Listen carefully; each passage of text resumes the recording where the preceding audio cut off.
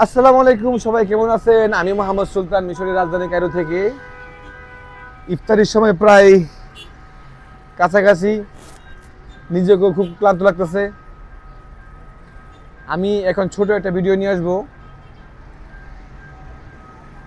এই যে আপনারা বাংলাদেশ থেকে মিশরে আসেন, আসার পরে দালালকে যে আপনারা অনেক বকাবাধ্য করেন, আমি আজকে মিশরের ভাষা সম্পর্কে কিছু কথা বলবো এবং কি কিছু যারা নাকি আসতেছেন মিশরে এই সম্পর্কে কিছু কথা বলবো।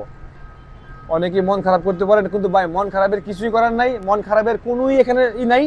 কারণ ভুলটা আপনার, আমি আপনাকে ভুলটা ধরাই দিছি। সেই হিসেবে যদি আপনি আমাকে খারাপ জানেন তাহলে সেটা কিন্তু ভালো হবে না। কেন ভালো হবে না? কারণ আপনার খারাপটা আপনি নিজে চাচ্ছেন। এখন আমি যদি কোনো ভুল করি, আমাকে যদি কেউ ধরাইয়া দেয় ভাই এটা আপনি ভুল করছেন, তাহলে কি সে খারাপ লোক? হ্যাঁ ঠিক আছে, ভুলটা ধরাইয়া দেওয়ার কিছু সিস্টেম আছে। মানে কেউ আমাকে ডাইরেক্ট ফেস টু ফেস এসে বলবে যে আপনি এই ভুলটা করছেন, ভাই মিয়া তুমি এই ভুলটা করছো, ভাই তুই ভুলটা করছস, সেভাবে না বললে হয়তো বা কি একটু ভিন্নভাবে বলা দরকার ছিল, কারণ সে যেন তার ভুলটা বুঝতে পারে। এটা আমাদের কর্তব্য। আমি আজকে আপনাদের ভুলটা একটু ভিন্নভাবে বলবো। ভাই মন খারাপ করার কোনো কারণ নাই। ভুলটা হলো গা, আজকে আমি মোহাম্মদ সুলতান বাংলাদেশ থেকে আসলাম।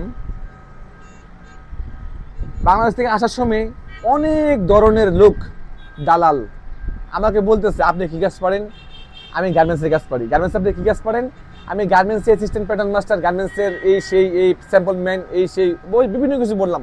আমাকে বলে কি, আরে আপনার তো বিদেশে আপনার বেতন 1 লাখ টাকা, আপনি যদি প্যাটার্নের কাজ করেন আপনার বেতন 1 লাখ টাকা।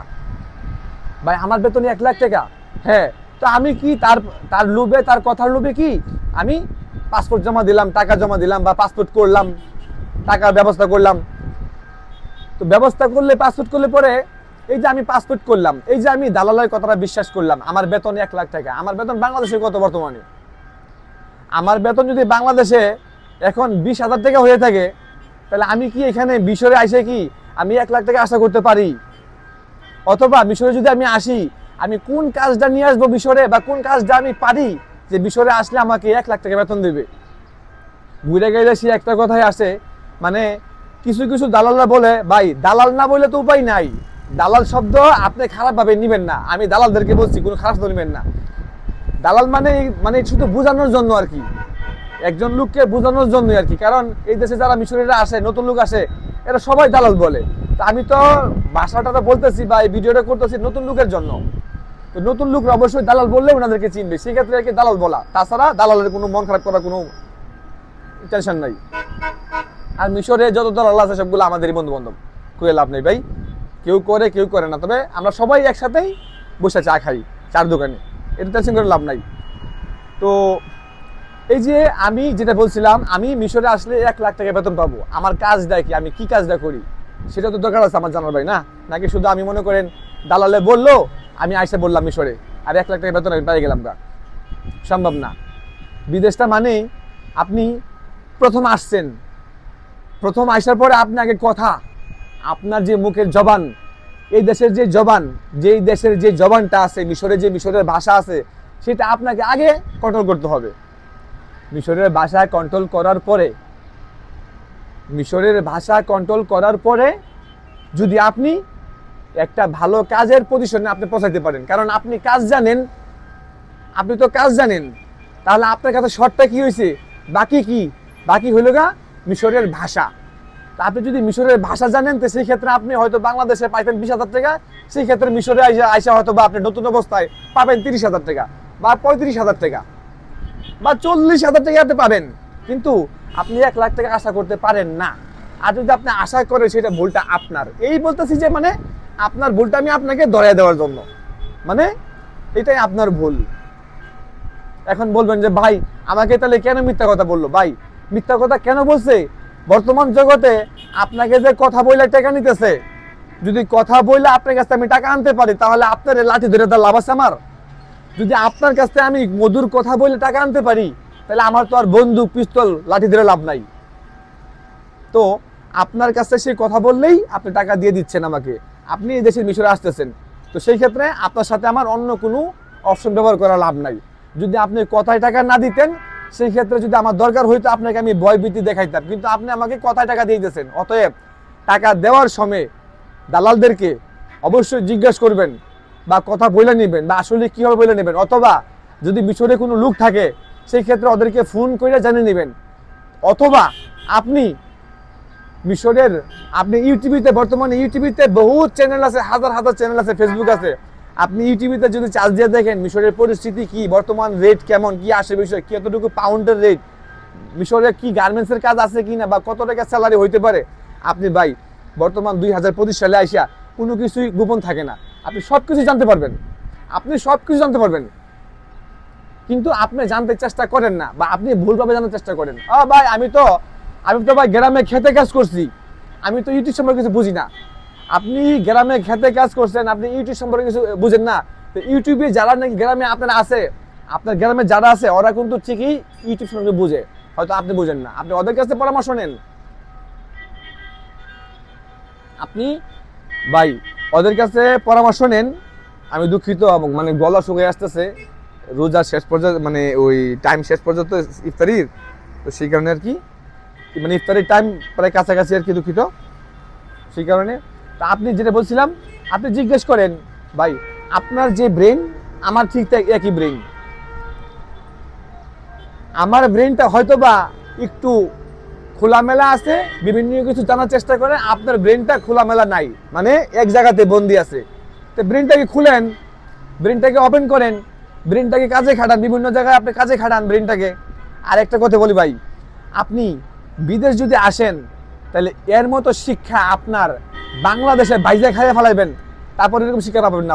আপনি বিদেশে টাকার জন্য আসেন বা কাজের জন্য আসেন, যেই জন্যই আসেন, আমি বলবো বাংলাদেশের জন্য প্রত্যেকটা ঘরে ঘরের জন্য একটা করে সন্তান বিদেশে পাঠায়, কমসে কম 1 থেকে 2 বছর জন্য থাকে। কেন? কারণ বিদেশে একটা লোক থাকলে, বিদেশে একটা ছেলে থাকলে ওই বাস্তবতার সাথে অনেক কিছু লড়াই করতে পারে। সে বাস্তবতা দেখে শিখে জানে বাস্তবতা কাকে বলে। আপনি পুরুষ মানুষ, আপনার বাস্তবতা জানার অনেক দরকার আছে, অনেক অনেক অনেক। ভাই বাস্তবতা ওইটা না আপনি আপনার ওয়াইফের পাশে, আপনার বউয়ের পাশে বসে আপনি একবেলা ভাত খেলেন, আর বাস্তবতা এটাও না যে আপনি বিদেশে গেলেন আর জীবনে বউয়ের খবর নিলেন না।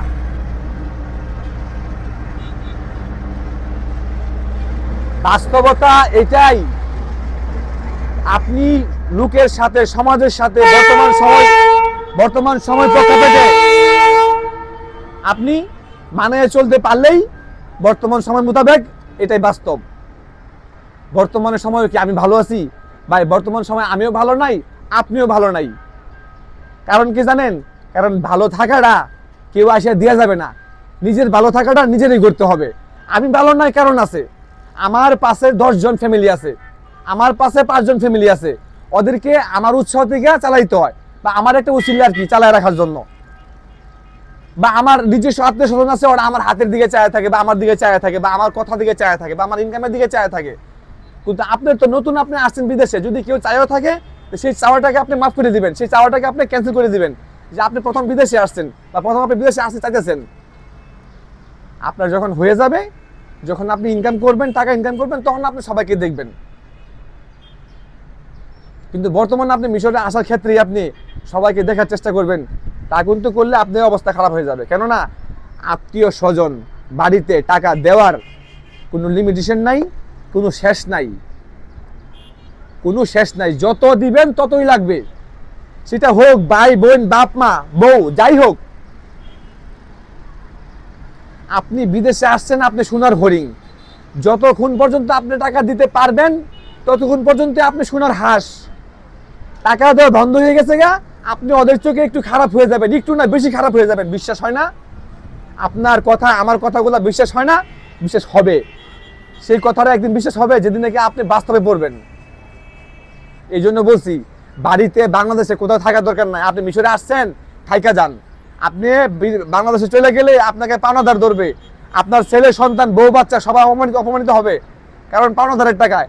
আপনি টাকা দানা করে আসেন নাই, তাও সমস্যা নাই, আপনাকে কেউ কিছু বলবেন না। আপনাকে বাংলাদেশ গেলে তাও সমস্যা নাই। আপনি যেটা লজ্জিত হবেন যে আপনি বিদেশ থেকে ফিরে চলে গেছেন গা, এই লজ্জিতটা আপনি সামলাতে পারবেন না। আপনি 2, 4, 5 দিন পর, 1 মাস পর আপনি বলবেন যে আপনার জীবনে সবচেয়ে বড় ভুল করছেন আপনি এটা। তখন আপনি আমার কথাটা মনে করবেন। আপনাকে বিদেশ আসতেই হবে, সেটা হোক টাকার জন্য, সেটা হোক আপনার ধ্যান ধারণার জন্য। একটা মানুষ বাংলাদেশে অনেক কিছু জানে না, অনেক কিছু জানে না। যেমন আমরা বাংলাদেশ থেকে মিশরে আসি, মিশরে আসার পরে রুডে গার্ডে স্যাপ ফালাই, রুডে গার্ডে আমরা জোরে কাজ দিই, রুডে গার্ডে নাক মুছতেছি, রুডে গার্ডে আঙ্গুল খুঁজতেছি। তো এগুলা মিশরের জন্য এক সিরিয়াস নিকৃষ্ট ব্যক্তি হিসাবে গণনা করে মিশরে। যদি মিশরে আপনি রুডে গার্ডে ওপেনলি আপনি স্যাপ ফালান, অথবা আপনি জুড়ে গলায় আপনি কাশি দেন, বা আপনি নাক মুছেন, বা নাকে আপনি ফেলান, সেক্ষেত্রে আপনাকে এক নিকৃষ্ট ব্যক্তি হিসাবে গণনা করা হবে। তো কি এখানে আপনি স্যাপ ফালাবেন না, আপনার নাক মুছবেন না, আপনার কাজকে আসতে পারবেন না? হ্যাঁ, আসতে পারবে। সেক্ষেত্রে একটা সিস্টেম আছে। কিছু সাইড সিস্টেমে আপনি লোক সমাজে আপনি এগুলো করতে পারবেন না। যদি আপনার এগুলা করার একান্ত দরকার হয়, আপনি লোক সমাজ থেকে একটু সাইড হইয়া আস্তে আস্তে সাউন্ডে, এত সাউন্ড যেন না হয়, আপনি মুখে একটা টিস্যু নিয়ে বা আপনার হাতে একটা টিস্যু নিয়ে আপনি কাজটা করতে পারবেন। কিন্তু লোক সমাজে আপনি কাজটা করতে পারবেন না। ভাই, আপনি ভাষা শিখবেন, এই জন্য আপনি ভিডিও দেখতেছেন। ভাষা শিখার সাথে আপনার অনেক কিছু শিখার, মিশরে শিখার আপনার দরকার আছে। কারণ শুধু ভাষা শিখলে হবে না, ভাষা শিখার সাথে আপনার মিশরের ভদ্রতা, মানুষ কি বলে না বলে সেগুলো শিখতে হবে। তা না হলে আপনি একজন বাঙালি, মানে অযোগ্য বাঙালি হিসাবে গণনা হবেন। কেন? আমাদের দেশ কি কোনো দিকে খারাপ আছে? কোনো অংশে খারাপ নয়। বর্তমানে দেশের পজিটিভ ডেভেলপ ভালো, বর্তমান দেশের সিস্টেম ভালো। হ্যাঁ, খুন খারাপই সব দেশই আছে, ভালো মন্দ সব দেশই আছে, কিন্তু গত 15-17 বছর যে অবস্থা ছিল বাংলাদেশ, মানে একতরফাই ছিল, বর্তমানে এই তরফাই নাই, বর্তমানে ডেভেলপ। তো আপনি কেন আমার বাংলাদেশকে ছোট করাবেন আপনার সাধারণ ছোটখাটো কারণ ভুলের কারণে? তো ভাই, সেই ক্ষেত্রে আমি বলছি অবশ্যই আপনারা শুধরাবেন, ভালো কিছু করবেন। মিশরে আসছেন, নতুন কিছু করবেন, ধ্যান ধারণা করবেন, শিখবেন। ভাই, আজকে এ পর্যন্তই।